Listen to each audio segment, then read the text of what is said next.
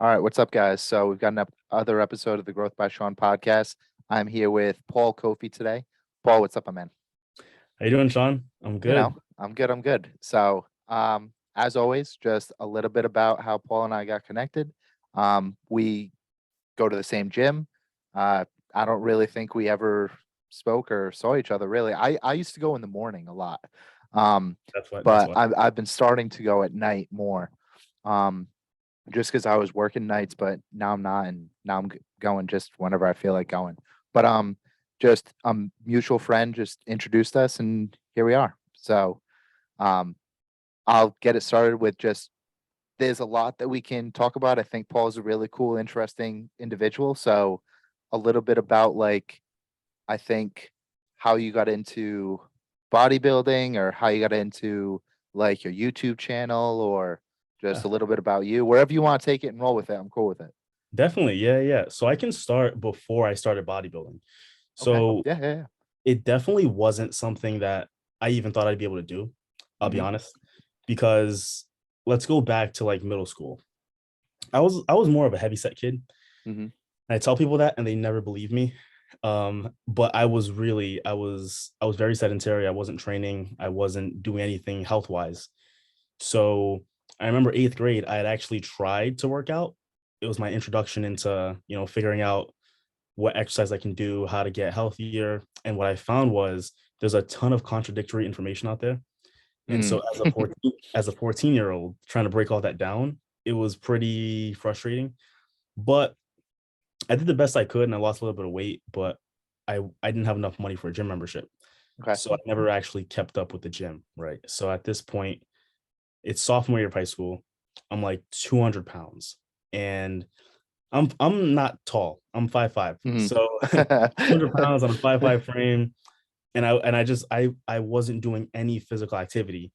It was tough. Like I remember, I guess my kind of wake up call was it was the last day of sophomore year, and me and my friends were running to Walgreens down the street, and the school bus was coming to pick us up, right? And we hadn't even gone that far, and I'm already like dying. Mm. I'm like, you know what? I need to make a better attempt at actually trying to get in shape. Not just physically, but mentally too. Like I wasn't in the best place at the time. Mhm. So I felt like I needed to do something for me. Um, and I felt like getting more physical activity, improving my overall health would actually help me mentally. So my uncle, um, he was like one of the people who raised me. He was in the Marines and he was a trainer there. So he had finished the service, he came back, and he was the personal trainer over at the LA Fitness in Pawtucket. And he was a master trainer there, their top trainer, number one guy. And I remember he was like, "Hey," my mom sent him a picture of me, and he was like, "Man, you've definitely gotten a lot bigger. Let's start working out." And for me, that was welcome. I was like, Mm. "Oh, that's amazing," because at the time I had started working. This was going into my junior year of high school. I had started working, and I was gonna get a Planet Fitness membership, just go in and then just try to figure it out.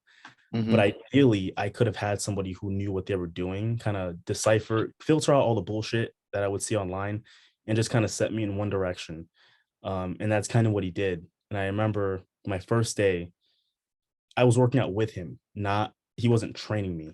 So it's one thing to be trained by a trainer and then Mm. actually work out with a trainer. It's Yeah. a little different.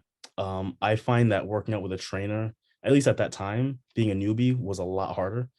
Because now I got to try to keep up with him. Even if I can't lift the same weight, he's gonna push me. So I remember first day, it was chest day. He put me underneath 135. He's like, "All right, let's see how strong you are." And I'm like, "Oh man." And I remember after the workout, I was like, "Oh, this wasn't terrible. This wasn't too bad." And I was working as a dishwasher at a restaurant at the time. So I went home, took a nap, and I had no concept of what delayed onset muscle soreness was. Yep.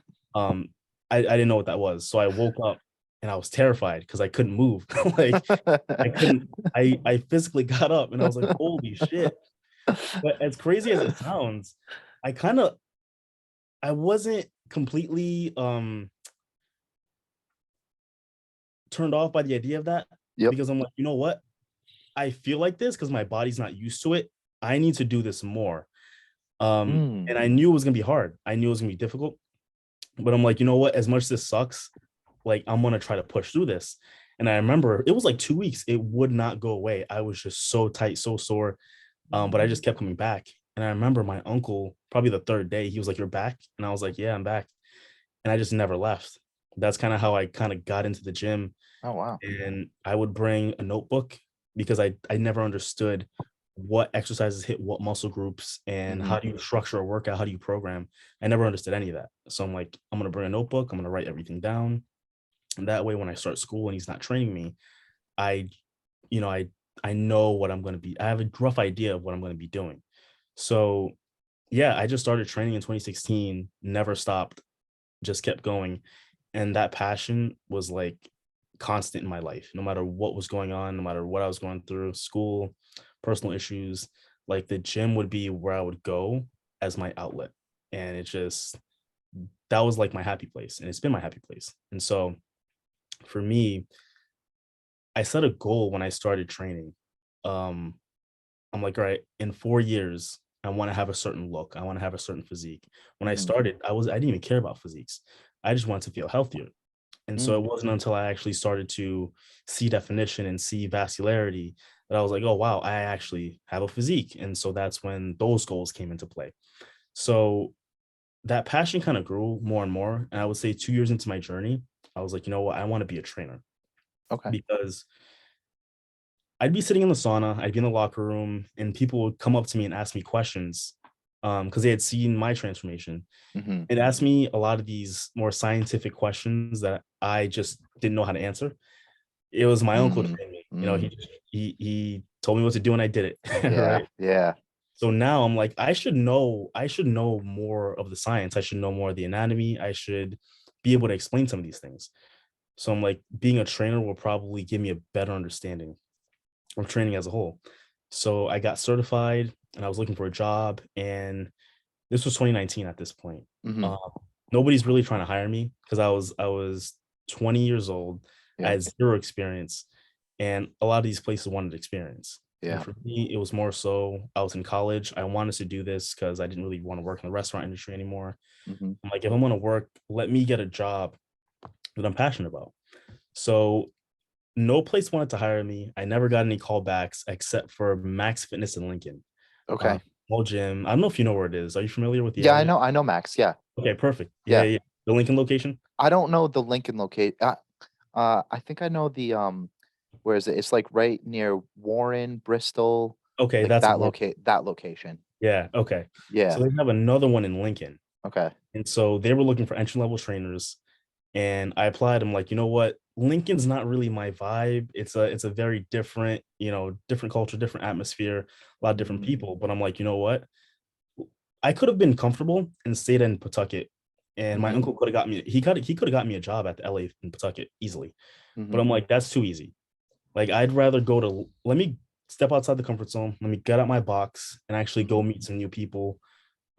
Get exposed to a different group of people that don't know me, and that'll be more of a challenge. It'll help me improve my people skills. It'll help me really become a better trainer if I can Mhm. actually establish myself somewhere else. Mhm. So it's actually a funny story. I called I had my first interview over the phone, and it was the vice president of PT. His name was Brian, super cool guy, right? So throughout the entire interview, most of what he's talking about is Aries. Oh, Aries, okay. that's Oh, actually interesting. Oh, yeah, wow. Aries Okay. was the fitness manager at that location. Okay. So throughout most of the interview, he's talking a little bit about the facility. He's talking a little bit about the people, but like 90% is how amazing Aries is. He's like, we got this great fitness manager. He's a Mhm. rock star. His name's Aries. He's awesome. And for me, that was like the selling point Mhm. because I was a young trainer. I wanted to be in an environment with somebody who could teach me, somebody who could take me under their Mm. wing, help me become a better trainer. So I'm like, you know what? Like this isn't my ideal location, but Mhm. if this Aries guy is as great as you're saying he is, I Mhm. would want to work here. Mhm. So I came for my second interview. Aries isn't here Mhm. because at the time I think he rolled his ankle or broke his ankle. Okay. So he was out for 2 weeks. So I get in and I get a tour of the location. Everything's great. I'm like, you know what? Like this is the first place that called me back, and it's not too far from the house. I'm like, this is a good start. And Mhm. so I finally got to meet Aries after 2 weeks, and we instantly kind of built a rapport. And I started to realize that I identified with him a lot. You know, Mhm. I'm West African, he's Portuguese, but we basically have like the same upbringing. He's over a decade older than me, but we can relate to each other on a pretty deep level. And that's kind of how we started bonding. Mm. And I remember that's actually the reason why he was okay with me getting hired. I Mhm. guess one of the higher ups, and I didn't find this out till later. One Mhm. of the higher ups actually wanted to throw my application out because Okay. they thought I was too young. Okay. And it was Aries who was like, "Well, no, let's actually give him an opportunity. Let's not throw the application out. Mhm. Let's at least bring him in for an interview." Mhm. So, you know, he kind of took a chance on me and gave me my first opportunity. And Aries is a little different from my uncle in the sense that he has a much deeper understanding of dieting. Mhm. Um, because he's a dietitian. So in terms of Okay. dieting, he knows a lot. And Okay. so he's also a straight shooter. He's not the type of person to blow smoke up your ass or anything like that. Mhm. So it wasn't until I was working there probably 6, 7 months. At the time, I was already a bodybuilding fan. Mhm. And he was like, you know, you can compete. And he wasn't the first person who's ever told me that. Like Okay. I'd been told that before by a lot of people, but he was the first person who got me to believe it because Mm. I know like his knowledge base. I know what he knows is extensive. So Mhm. for him, somebody who's a straight shooter, he's not the type to, you know, lie. For him to actually tell me, "Hey, you know, I think you could seriously compete." I took it very seriously. And at this point in my fitness journey, I was almost like 3 years in, 4 years in, and I wasn't anywhere near where I wanted to be, and I knew that it was 100% the diet. And I'm like, "Okay, if I compete, it'll force me to actually get on top of my diet. If I just try to cut just to cut, I'll eventually get bored. I'll get tired of it. And once it gets difficult, I'm just going to quit because there's nothing really tangible that I'm working towards other than Mhm. just getting lean and looking good. But I knew that if I decided to step on stage, the pressure to look good would be there. The pressure to stay on top of my diet would be there. So if you'd asked me when I started training in 2016 if I'd ever step on stage, I would have told you were crazy. I'm like, there's no way. I didn't believe myself enough at the time. Mhm. But with his guidance, we got me ready for my first show in 2019. And then I did my second show in October. First show I took third, second show I took second place. And you know, I've been kind of competing since then. 2020, um, I took off. 2021, I prepped for a show, but it got canceled due to COVID. Mhm. And then 2022, I competed in my most recent show. It was the J. Carlo Classic in Boston. Oh, okay. And I took sixth place at that show. Mhm. Not my best, definitely not my best placing. Mhm. I should have dieted a bit longer, but this is a part of the process. Like you live, you learn, you get better, you improve, and it Mhm. just makes you hungrier for the next time. But bodybuilding was definitely something that I never thought I would ever even venture into. It was so far out of the realm of possibility for me until I actually Yeah. did it, and it was like, damn, I Yeah. can actually do this. Shit. Wow. It's um see, this is what I love because like there's so many different aspects of like your story that I can relate to like myself. Um and that I know that like people listening can like relate to you in a sense. And I just love this shit, man. Um Absolutely. so like even just like when you were in middle school, like I didn't even realize like I didn't even know what self-awareness was. And that was the first thing that I thought of when you were explaining everything to me was like, damn, this kid's actually like wicked self-aware. He wants to make a change. He knows like who he wants to more become.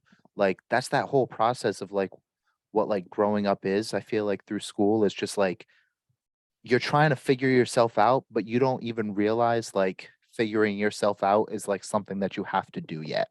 You Yeah, know, if that kind of makes sense. So that that's does. why it's like, you know, it's fun being a kid like that though.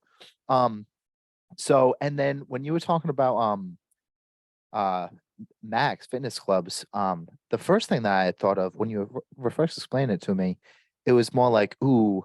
there it felt like they were selling to you. And I always feel like if a job is selling to you as opposed to you are selling yourself to the job, it's not the right job, you know? Not to cut you off, but it wasn't great. Yeah, yeah. It You wasn't great. know, that's It was the people who made that job, honestly. yeah. Um, what has been, I mean, there's a bunch of different ways that I could go with it, but I would love to hear like have you had anyone else coach you besides Aries or Uh, besides your uncle and Aries? no, it's just been the two of them so far. Okay. So what have been like the biggest differences between the two of them, seeing as like Aries knowledge base being a dietitian versus your uncle? Nothing to take away from him, but how Yeah. they kind of differ and how you feel like you've like leveled up in a sense working with him as opposed to like just your uncle with just like training wise, like actually dialing in with like the diet and everything. Yeah. So I would say in terms of understanding of exercise science, they're right on par. Hmm. Like they both love to, and my uncle's not a trainer anymore. That's Yeah. part one of the reasons why we stopped working together. Okay. But he laid the foundation for how I train. Hmm. So he was one of those. He has a military background. So Hmm. for him, it's like active rest. He was very big on muscular strength endurance. So my Hmm. uncle didn't really care too much about strength training. He is Hmm. very much I don't care if you can bench 315 for one, but I want you to be able to hit it for like 10. Like that's Yeah. strength. I Yeah. want you to build that endurance up. So at the end of a chest day, regular hypertrophy workout, he'd have me do 100 push-ups or 200 push-ups or just push-ups to failure. Um, he was very set in kind of that training style, and that built like an amazing foundation for me. Mm. And he was also big on learning new things. He would always tell me, don't take what I tell you as like gospel. Go out and do Mhm. your own research. Come back to the gym. Tell me what you find, and then let's try to incorporate it into our routine. Aries is very much the same way. Mhm. I've been working with him since 2019. Every Oh, year, okay. every prep, he brings something new, something different, new Mm. training concepts we haven't explored yet. And no workout with him is easy, not a single workout. Where they really defer is like the dieting. Mhm. So, Aries is he's a registered dietitian. Mhm. And so his understanding of like what types of foods you have to eat, how do you create a meal plan for somebody with this body type versus that body type? How do you Okay. create a meal plan for somebody who has this kind of medical ailment versus that one? What Mhm. types of foods would you have them avoid? From a bodybuilding perspective, Yeah. how many calories am I going to eat 16 weeks out? When is he Mhm. going to reduce my calories? What ratio of carbs to fat and protein are we going to have to achieve a certain look? That's just like dieting on an atomic level. Mhm. And he has that, and that's kind of how I leveled up. I got the training background with my uncle, Mhm. and then with Aries, he got me dieting right, and that's what helped level up my physique. Mhm. My first couple preps, actually, I was training myself for the most part. We'd have Okay. a session here and there, but Mhm. because I was trainer, he kind of let me program myself just so I Mhm. can continue learning, get better.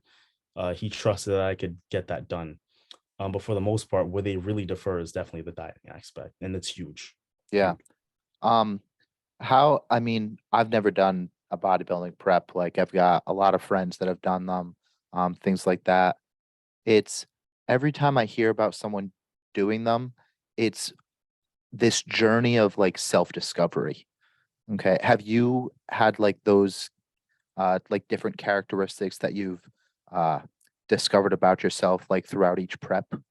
Is that something that like has happened for you? Definitely, yeah. Um, Yeah. it tests your discipline. Okay. Like Mm-hmm. it puts things in perspective a lot, because to get ready for a show requires a lot of deprivation. Mm. So you can't have anything you want, right? Yeah. You can't even cut corners. What's Yeah. on your meal plan is what you need to eat. And there comes a point where you get very tired, you get very irritable. Friends want to hang out. Um, or the most common thing is people don't understand why you're doing it. So it's always Mm. like, well, why can't you have a cookie? And it's like, Yeah. well, I can't have a cookie. And it's like, well, technically you can. And it's like, it's not about the cookie, right? I can probably burn Mm-hmm. off the cookie, Yeah. but it's the fact that I'm regimented, I've got a goal, and I've got to work towards it. And I Yeah. have to get to that point and look back and say I did everything I could to bring the best physique I could. It goes by a lot faster than people think. Oh, okay. Most preps are 16, 12 weeks, but Mhm. when you're on a routine, and if you're a routine oriented person, it can be pretty easy, to be honest with you. Okay. As crazy as that sounds, Yeah. you lose the stress of having to figure out what you want to eat or what you need to eat. Your meals are laid out for you. Mhm. So you're just kind of like a machine for the most part. And then like 10 weeks comes around, 8 weeks comes around. Now you're getting depleted. Now you're getting fatigued. And then is where like the mental battle kind of comes in. A Mm. lot of those questions of like, don't get me wrong. There have been a lot of times where I'm like, damn, why do I do this? Why do I do this to myself? Like, what Yeah. am I doing? And you're just irritable and you're just kind of miserable all the time. Everybody's experience is very different. Like every prep for me has also been very different. My first prep taught me that I could do anything I set my mind to. Mm. As crazy as that sounds, I had an idea that I could, but it wasn't until I accomplished that I really realized, wow, if I put my mind to something, I can 100% get it done. I Yeah. have the discipline to do it. Now it's a matter of what I want to do. Um, if I'm really passionate about something, I'm gonna do it to the best of my ability. That's what that taught me. The second prep was a little different because that was kind of a sophomore slump.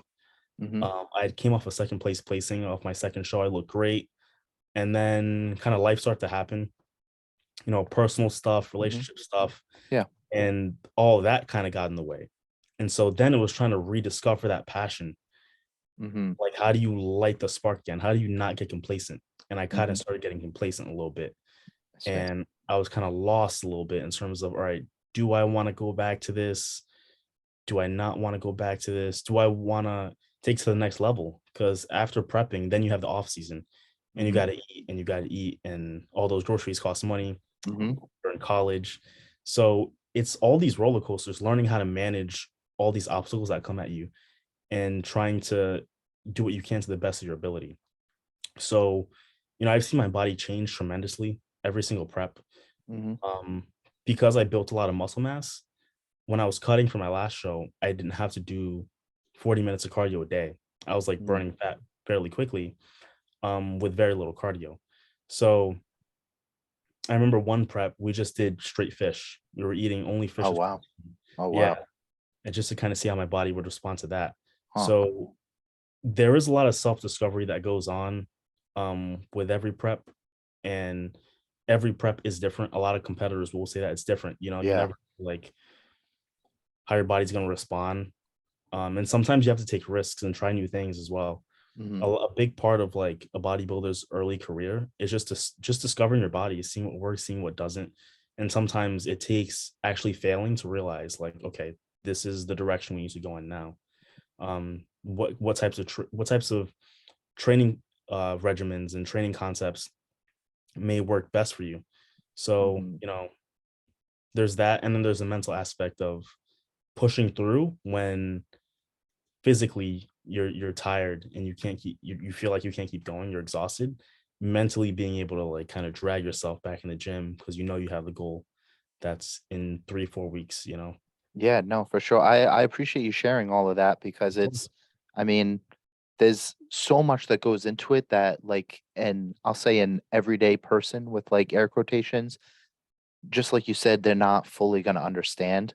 But I don't understand. Like, I could say this about you and I. Like, I don't understand why you want to work a 9 to 5 right now. Like me, I don't. It's not that there's anything wrong with either path that we're taking, but one person wants to do it, one person doesn't.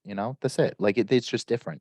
Um, and I'm really glad that you were able to bring up like um how you need to like try new things and be open to the possibility of trying those things and like be okay with failing because you're going to learn so much more. Like it's everyone has said that, like I don't know what the quote is exactly, but like you're going to learn so much more from failing than you are just like winning everything every single time, you know. Um from here, though, I'd love to kind of transition into the second half of how you started your YouTube channel and Yeah, where it's at, like kind of the thought process, the purpose behind it, things like that. definitely. Yeah. So just to give you a little bit of context, back in high school, I was a really good my the best thing I could do was write. I Okay. love to write. Um, like it was my creative outlet, all types of writing. I was always good at writing, and I loved training. I didn't know how to combine both of those passions. Mm, Like how do writing and training and fitness go together, right? And bodybuilding and all this stuff. How does that fit? So I guess for me, my goal out of college was I always knew I wanted to start this channel. I knew I wanted to build a mm, brand, and I have a long-term goal of making that like kind of my everything, right? mm, That's what's gonna I want to build that up and eventually transition into that full time. yeah. But my path was, all right, I'm gonna go to college. I'm gonna get into a career because I was always passionate about data as well. Mm, So I'm like, let me get financially stable. Let me just explore. Let me discover like what it is I really want to do. If I graduate school and I realize, you know what, I want to stay in this data thing, I'll do that. But if I still have this passion, I'm gonna pursue it. And in high school, I learned how to edit videos and all that stuff, right? oh, So okay. it wasn't until I graduated college that I was like, you know what? I had really gotten into like video essays and documentaries on YouTube, and I Okay. saw a lot of other people do it, Hmm. but there was nobody doing that for like bodybuilding and fitness, and nobody Hmm. was really taking the time to make detailed documentaries. So I'm like, you know what? That's gonna be how I do it. That's Mm, something that I actually want to do on my YouTube channel. A lot of these bodybuilders don't have there aren't any independent creators that make documentaries documenting their lives and making videos about them and things like that. A lot hmm. of journalists out there that like break the news, but Hmm. in terms of like video essays and documentaries, there's nobody that does that for bodybuilding. And I'm like, that's going to be a way that I can combine writing and bodybuilding into one. So when I create a documentary, I type out an Okay. essay like I would do in school, right? Hmm. And then I do the narration, and then that essay eventually becomes a documentary. And I'm actually working on one right now Okay. on Chris Bumstead? Yep. Yep. Yes, I'm working on one for him, Do I know and Chris Bumstead? I don't live under a rock. Come on. yeah, Like, damn. I had to ask. No, I understand. So some guy Yeah. asked me yesterday. I was not to cut you off. No, I'm no. sorry, real quick. But some guy asked me yesterday. He's an engineer, like an audio engineer. Yeah. And he asked me if I know who Meek Mill was. And I was like, yes, I have heard of Meek Mill. Like, I don't know. Continue. I'm sorry. No, no, no worries. But yeah, I I wanted to do that because I've always had that creative outlet. And don't get me wrong, I like my job, I like my career. It's great, but I needed something to help spark my creative juices. And I've always like known I wanted to build a brand. I just for a long time I didn't know like where I should even start on top of being in school. And it was just so much stuff to focus on. Once I Mhm. graduated school, got a job, and there was less for me to focus on. Um, I'm like, I'm gonna do this because I was in my career, but I wasn't feeling fulfilled. Mhm. I needed something creative. And I'm like, all right, I don't know exactly how I'm gonna start this. I don't know where it's gonna go, but I need to take baby steps. Because my big Mhm. problem was I was looking at the end goal like 10 years from now, and Yeah. I'm like, damn, this is so daunting. And I would get overwhelmed, frustrated, and I would just shut Yeah. down. And Yeah. I'm like, I can't look at it that way. Mhm. Let me look at what am I gonna do tomorrow and then the day after, and then just baby step it. And over a long period of time, just see how it unfolds. And Mhm. once I started to do that, I'm like, let me make my logo. Let me get a banner made. Mhm. Let me figure out editing software. Let me look at microphones. Those are all tiny little baby steps. And eventually, before I knew it, I had a whole setup. Now it's about make my first video.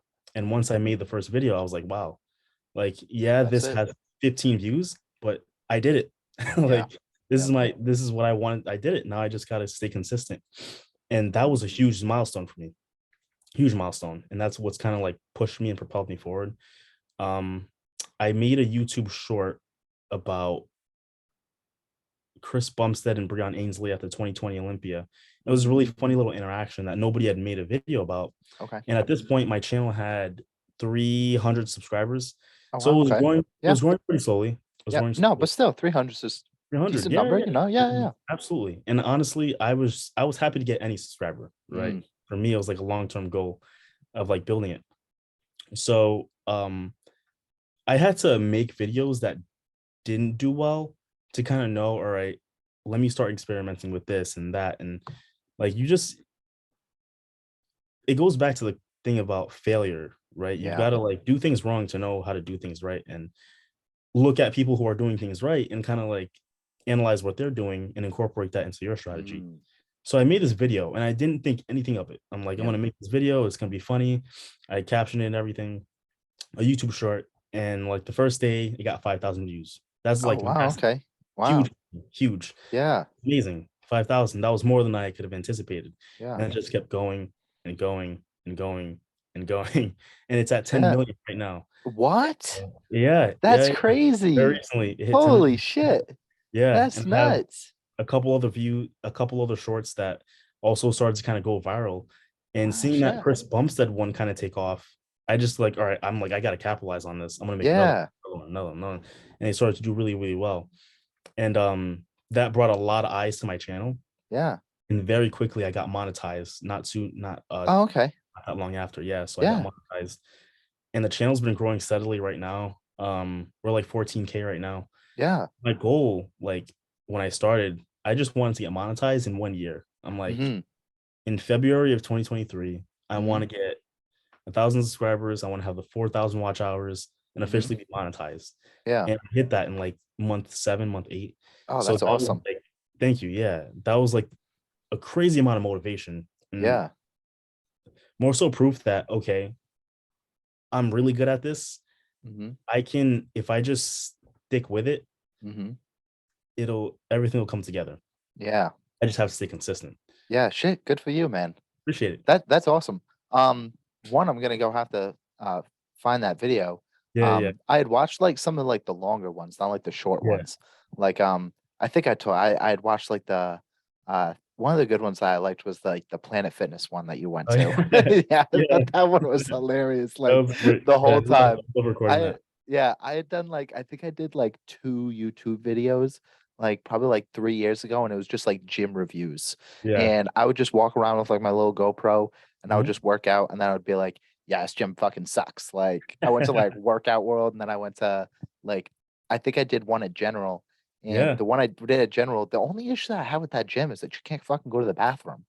General? Like, yeah, because Men's that bathroom? yeah, the men's bathroom is awful. That first stall is awesome, It's rough. The you first know? stall is the best, and then The first stall is easily the it best. gets rough. But then the second stall doesn't flush. The third Yeah, stall doesn't have a door.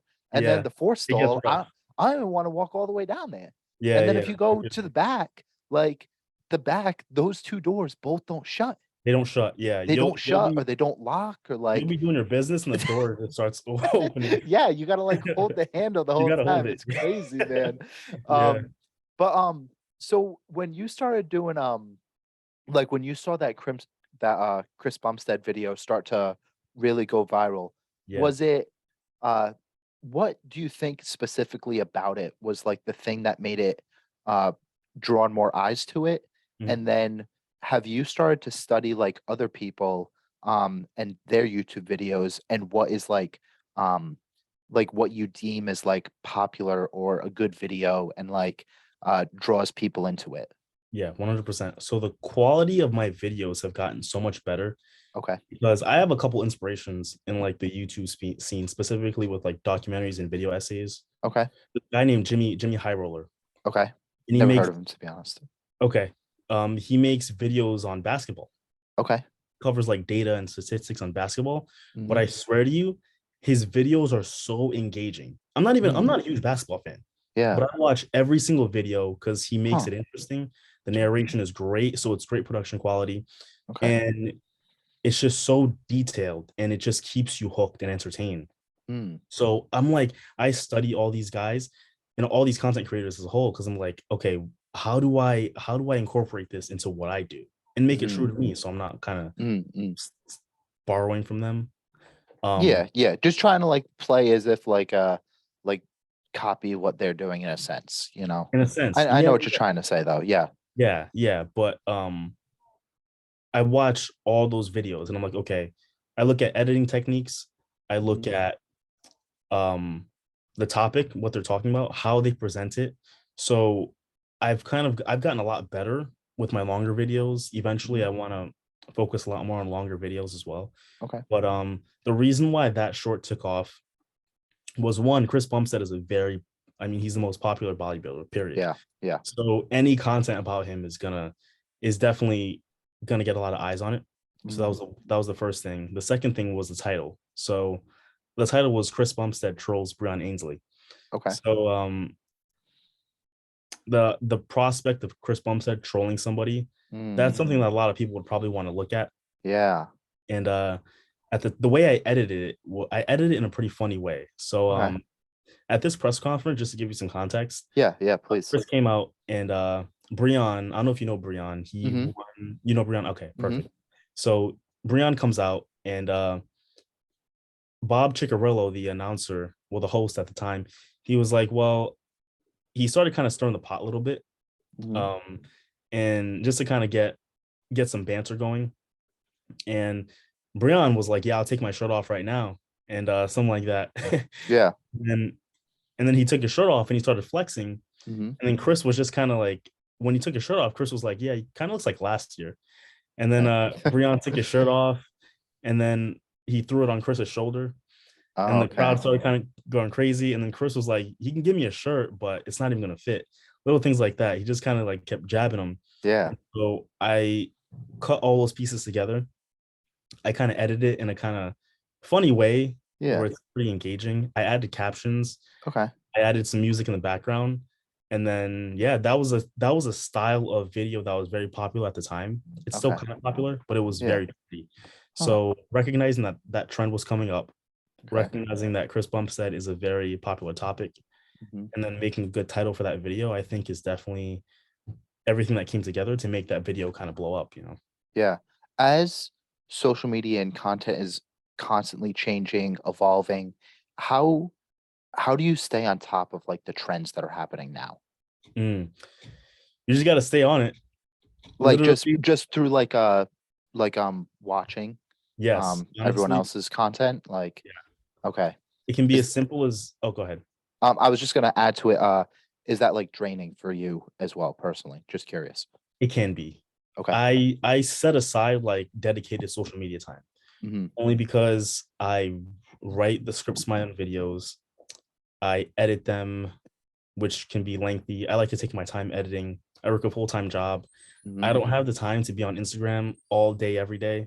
Mm-hmm. Um, as much as I'd love to, Yeah. just if I'm spending more time on Instagram, I'm spending less time editing a video. Mm-hmm. I'm always working on a video. And really I'm kind of prioritizing YouTube right now. Mm-hmm. So I kind of have my dedicated time where I'll go on Instagram, I'll do this, I'll do that, and then I'll just go and look at some reels. I'll Okay. just scroll through some reels, and then if I see a sound Mm-hmm. that I've been seeing in this 30-minute session, say I saw like 5 reels with the same sound, I'm like, Mm-hmm. okay, this sound is trendy right now. Oh, So I okay. save it and I'm like, all right, I'll use this sound for my next Instagram reel. And I Okay. keep going. And then I'll see maybe not even a sound, but just maybe an editing technique that people are using Hmm. that's kind of taking off. And I'm like, okay, this editing technique is very, like, I've seen 6 people use it in the last hour that I've been scrolling through Instagram. This is kind of blowing up, and all these people are getting good engagement. So let me look at what hashtags they're using. I'm gonna save this and then I'm gonna incorporate that into my next Instagram reel. So I get on my notes and then I'll write it down because I like to plan out what I want to post. So it's a little bit Mm-hmm. easier, or what I want to post. So when I get to the gym, I'm not kind of lost and like, all right, what kind of content do I want to create today? Yeah. Do But you just think kind of that go do you ahead. think that that things like different sounds that are trending, do you think people are looking those up specifically, or do you think that an algorithm more plays a role in like what uh Instagram like quote wants you to see? I think it's the algorithm, to be Okay. honest with you, because the sound is gonna take off if the sound is trendy, essentially. So you can create a sound today out of like, you can create a sound in Audacity that you made yourself. Yeah. You put on Instagram Reel. Yeah. And if the sound is genuinely good, people are going to use it, and they're going to they're going to engage with the post a lot.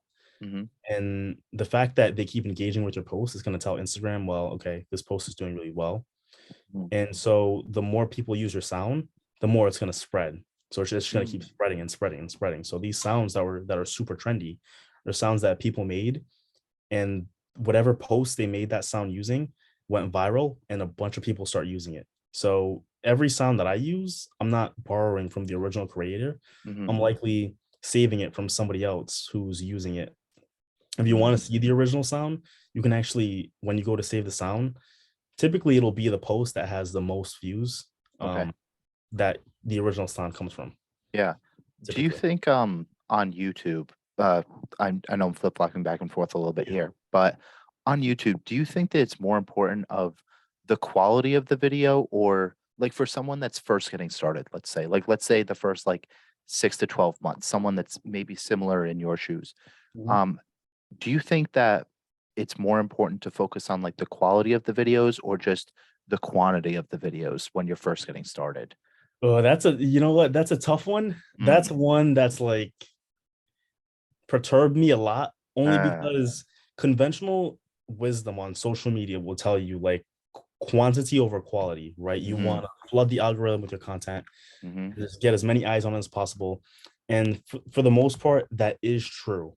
mhm. Um, but the real answer to that question to me is it depends on the type of content that you're making.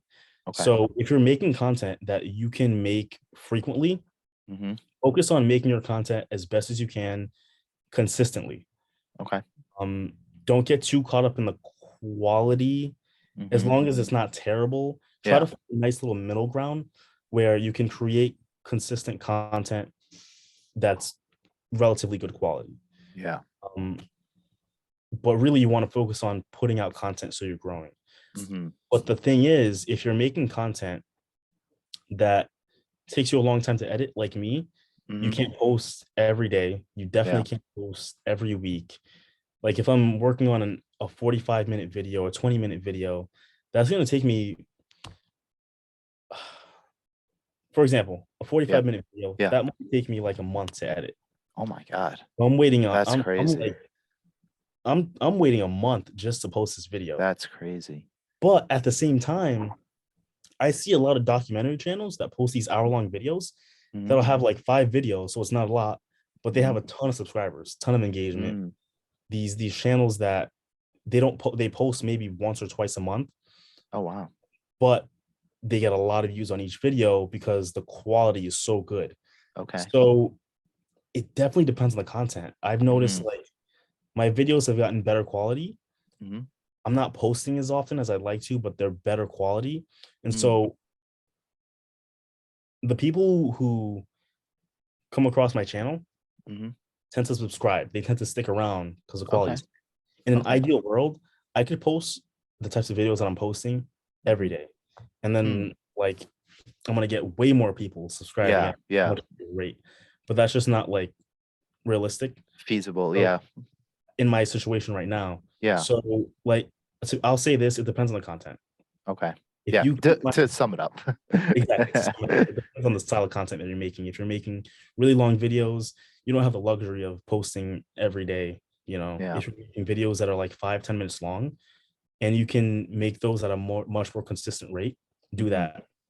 Yeah, I But think the most important thing is just not to throw like just shit out there. Like the volume is important, especially when you're like first starting out, I think. Mhm, But I don't think it's like the end all be all.